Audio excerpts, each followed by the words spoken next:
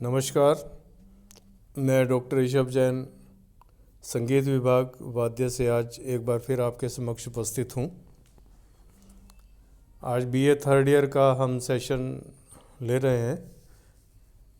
उसमें theory paper second में जो यूनिट थर्ड है उसमें ग्रंथ और ग्रंथकारों का परिचय है। इसके अंतर्गत आज हम पंडित व्यंकटमुखी कृत चतुर्दंडी प्रकाशिका के विषय में बात करेंगे।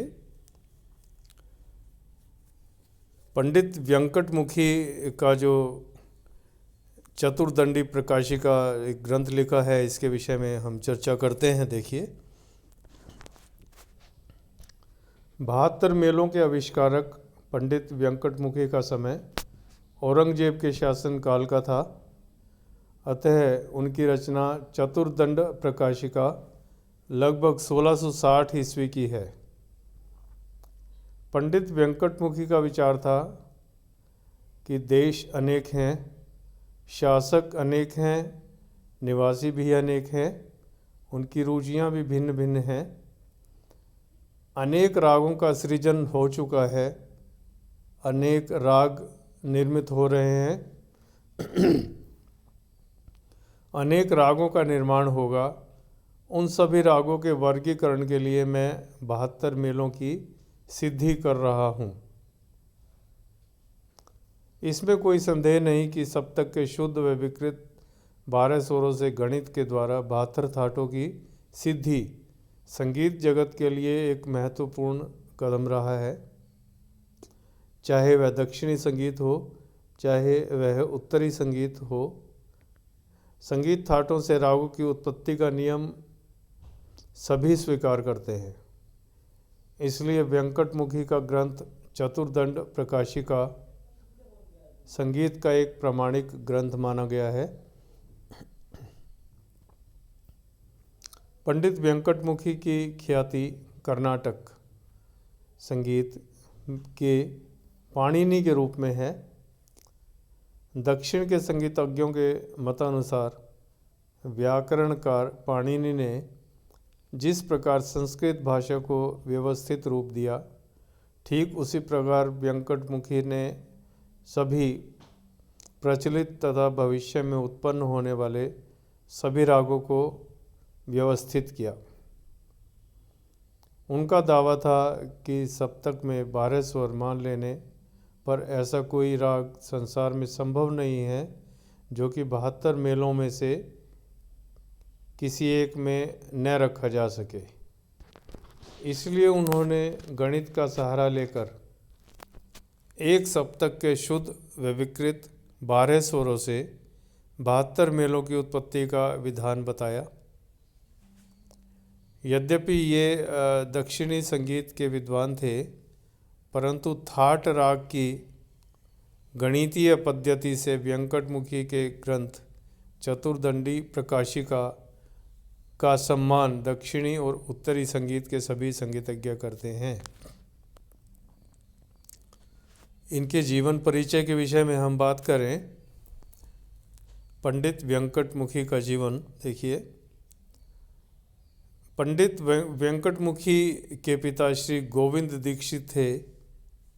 व्यंकटमुखी इनके तीसरे पुत्र थे।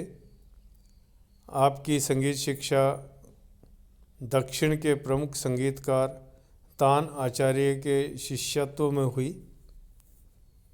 अपने गुरु की प्रशंसा में आपने आरभी राग में एक रचना निबद्ध की। यह गीत आज भी दक्षिण में प्रचलित है।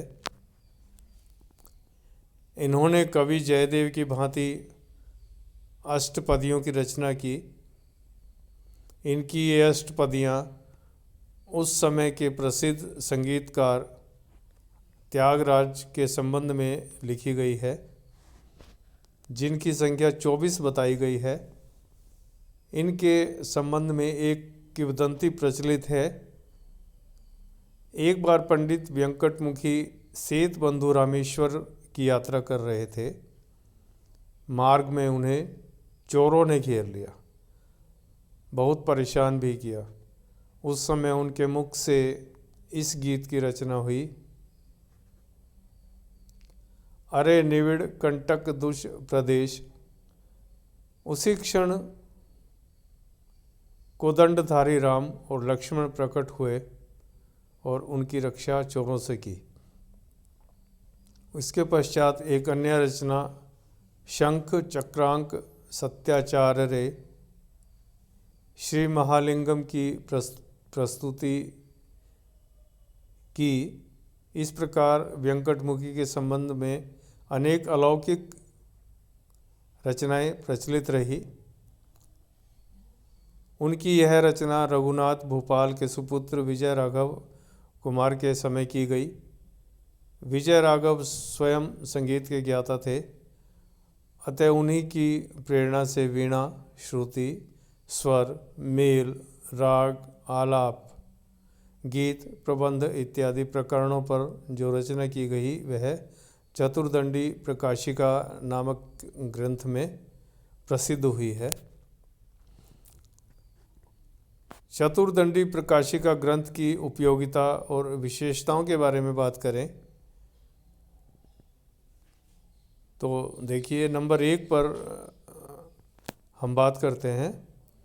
सप्तक के शुद्ध और विकृत 12 स्वरों से गणित के द्वारा 72 मेलों की रचना तथा गणित द्वारा एक मेल यथार्थ से 484 रागों की रचना। थाट या मेल के अंतर्गत रागों के वर्गीकरण का व्यवस्था सर्वप्रथम 14वीं शताब्दी के विद्यारण्य माधवाचार्य ने की, किंतु स्पष्टता से गणित के द्वारा मेल के अंतर्गत रागों का वर्गीकरण का श्रेय पंडित व्यंकटमुखी को ही जाता है। आज उत्तरी दक्षिण दोनों संगीत में रागों की थाट के अंतर्गत व्यवस्थित करने की थाट राग वर्गीकरण आज तक मान्य है। नंबर 2 पर देखिए, 72 मेलों को जनक कहा गया। उनसे उत्पन्न रागों को जन्य राग कहा गया। इस पद्धति से 6 स्वरों के 2 गुट या चक्र बनाकर उन्हें पूर्वार्ध तथा उत्तरार्ध मेल कहा गया। पूर्वार्ध मेल में से 4 स्वरों के 6 स्वर समूह बनाए गए।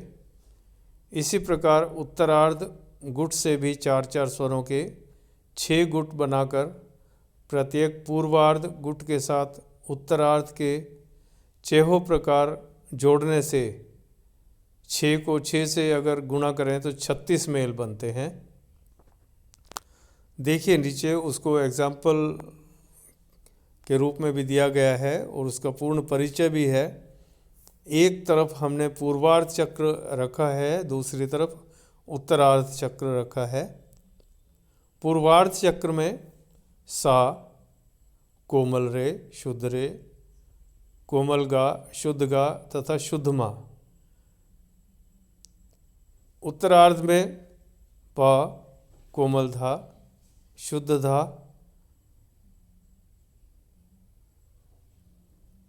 कोमलनी, शुद्धनी और सा। पूर्वार्ध से बने 4 स्वरों के भिन्न मेल नीचे जैसा कि आप देख रहे हैं इस प्रकार बनते हैं। सा, कोमल रे, शुद्ध रे, म। सा, कोमल रे, शुद्ध गा, म। फिर सा, शुद्ध रे, शुद्ध गा, शुद्ध मा। तत्पश्चात सा, कोमल गंधार, शुद्ध गंधार और शुद्ध मध्यम। 5 नंबर पर सा, कोमल रे, शुद्ध गा, मा। फिर सा, शुद्ध रे, कोमल गा और मा। इसी प्रकार उत्तरार्ध में जो स्थिति सारे गामा की रही वही स्थिति पा, धा, नी और सा की रहेगी। इस प्रकार प्रत्येक पूर्वार्ध मेल के स्वर के साथ उत्तरार्ध के स्वरों को जोड़ते जाने पर क्रमशः 6 गुना 6 = 36 मेल बनेंगे। अर्थात स कोमल रे शुद्ध रे म प कोमलदा शुद्ध सा। तो आज हमने जो चर्चा की, इस प्रकार से जो 72 मेल तैयार किए गए वो आपको एग्जाम्पल देकर भी समझाया गया।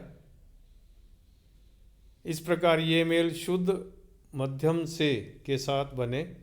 इसी प्रकार तीव्र मध्यम के साथ भी 36 मेल बने, तब इनकी संख्या 36 + 36 72 मेल करता की हुई। देखिए, शुद्ध मध्यम से हमने 36 मेल तैयार किए, तीव्र मध्यम छोड़ दिया था, अब तीव्र मध्यम को ऐड करेंगे तो 36 मेल और तैयार हो जाएंगे। इस प्रकार से 72 मेलों की रचना हुई। यद्यपि गणित के द्वारा 72 मेल बनाने की यह प्रक्रिया दक्षिणी संगीत से प्रयुक्त स्वर नामों का प्रयोग किया गया, लेकिन उत्तर संगीत प्रयुक्त स्वर नामों से केवल 32 मेल करता गणित द्वारा बन सकते हैं। व्यवहार में दक्षिण संगीत 19 मेल या थाटों का लिया गया है। उत्तरी संगीत में 10 थाटों का प्रयोग किया जाता है।